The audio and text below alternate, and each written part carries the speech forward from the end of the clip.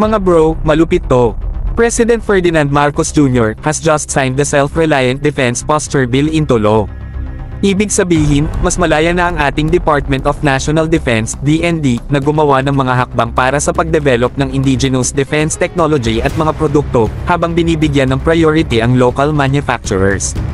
Dahil dito mga bro, mabibigyan ng pagkakataon ang mga Pilipino na mag-produce ng sarili nating mga armas, kagamitan, at mga advanced defense technologies.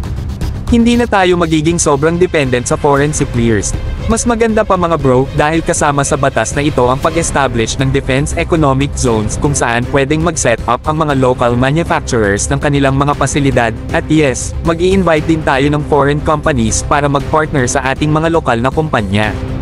Isa pa mga bro, malaking bagay ito para sa ating ekonomiya. Imagine defense economic zones na may mga bagong industriya na tutulong sa local economy natin. More jobs, more investments, at higit sa lahat, mas maayos at advanced na equipment para sa ating armed forces. Sana all mga bro, ganito ang direksyon ng bansa natin. Kaya talagang game changer ang batas na to, lalo na't makakabuo tayo ng sariling military tech habang nagsasecure pa ng partnerships with international defense giants.